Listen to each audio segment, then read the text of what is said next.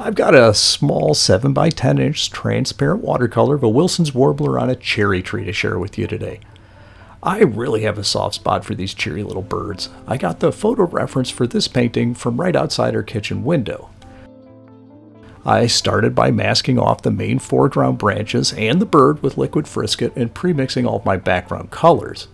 After that, I soaked my hot pressed paper with water using a 1-inch flat brush. This helps ensure a smooth and blurry background.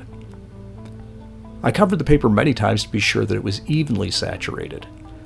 I wanted sections of the page to be close to white, so I just left the water in those places and used my 1-inch flat brush to introduce my background colors and allowed them to mix on the wet page.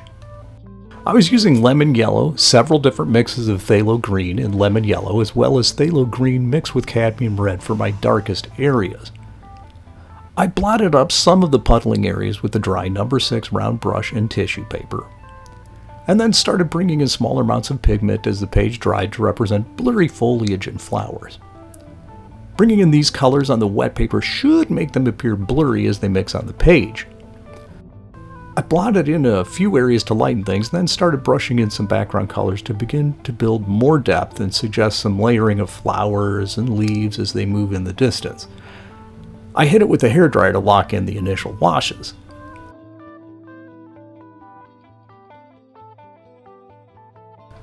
I like to have a combination of soft and hard edges in paintings. With the softer transitions rendered in the first pass, I re-wet the top part of the page and then used a number 6 brush in order to get some blurry branches fading in the distance.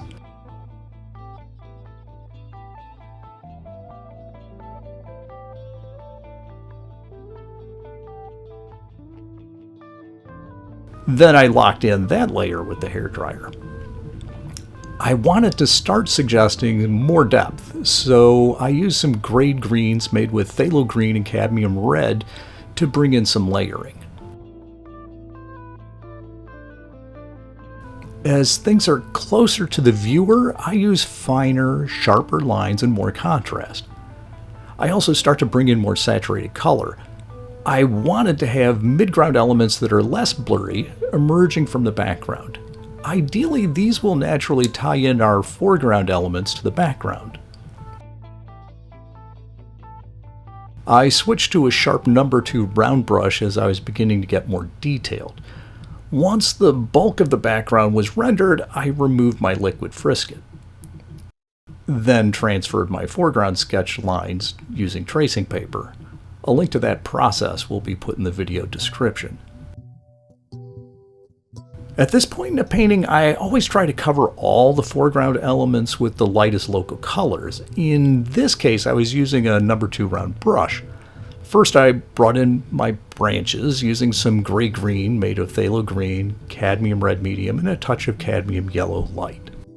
Then I hit the leaves and the flower stalks with the same greens that I used in the background. I put in a second glaze of shading on my branches. I covered up the white of the Wilson's Warbler with mostly lemon yellow. His head had some cadmium yellow medium, and the head got a pass of blue-grays made with phthalo blue, dioxazine purple, and a little phthalo green. The wings and the tail of the bird used some cadmium red medium, phthalo green, and a little dioxazine purple.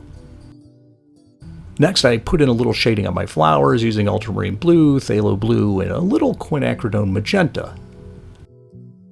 Things still looked a bit flat in the background, so I started adding in a little more definition to the background layers by adding darks. After that, I started adding a bit more shading in on the main branches, followed by some glazing in of darker details on the greenery. Typically, I try to develop the page as a whole, slowly building detail and refining everything evenly as I go.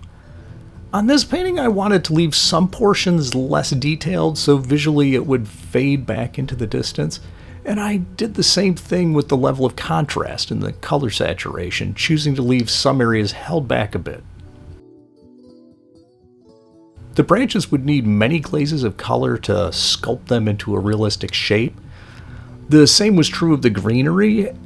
As I progressed, I brought in darker and more saturated colors using phthalo green and phthalo blue and smaller amounts of cadmium red medium and even alizarin crimson for the darkest areas.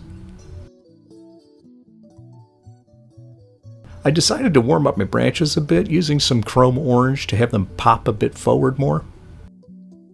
The background needed some adjustments to have the flowers stand out more, so in some selective areas I darkened around the blossoms. I added in some dots of chrome orange and cadmium red medium for the anthers of the flowers. Even though the blossoms are overall white, I used a lot of phthalo blue, dioxazine purple, and quinacridone magenta for shading.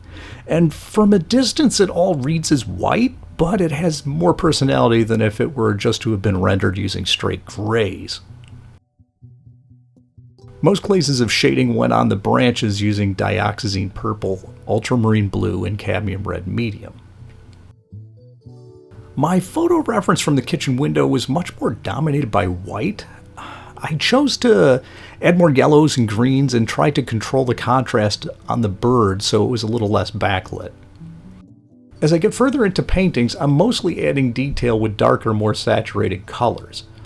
I'll switch between branches, foliage, flowers, and the bird as I go. This keeps me from getting bored with any one area, and it also helps develop the painting as a whole because I'm not neglecting a less interesting area. You know, with actors they always say, there are no small roles, only small actors. Well, paintings are a bit like that, I think. The background elements and surrounding areas, even if those are just simple flat colors, those should be just as important as the main subject of a painting. The birds always go in quickly for a few reasons. First, most paintings are 90% background and only 10% bird. Secondly, rendering the birds is the dessert part, often the most enjoyable. I'd say the elements I like absolute best in a painting are the opening washes, the painting the birds, and the final sharpening of the paintings. But honestly, I truly enjoy the whole process, well, except the cleanup. Occasionally on a painting like this where you render 100 tiny white blossoms, it gets a little old, but that's one of the reasons I like adding a lot of colors in there to make it more interesting to paint and to look at. Now that I'm really bringing in the darks late in the painting, it starts to pop off the page more and add more depth. Close to the end, I really spent some time on the bird to round it out more and get plenty of detail on the beak, the feet, the overall plumage. And for the finest details late in the painting, I sometimes pull out a 10-aught brush to add sparks of darks to define the edges and the borders. To round the bird's belly, I used a lot of olive colors made with phthalo green, cadmium yellow medium, and cadmium red medium. Those colors also got used for the back of the bird's head and the wing's edges. For the bird's cap, I used phthalo green, permanent alizarin crimson, and dioxazine purple in layers glazing in those details. Some of those colors were also used for the darks on the wings and the tail. After a while, I ran out of things that needed to be fixed, and I thought the painting was finished. I was really happy with this one. I think one of the parts I liked the best was the glowing soft light of the yellow greens in the background. That gave the feeling of a spring morning during migration to me. Well, there you go. A finished painting of a Wilson's Warbler on a cherry tree in transparent watercolor. Thanks so much for watching.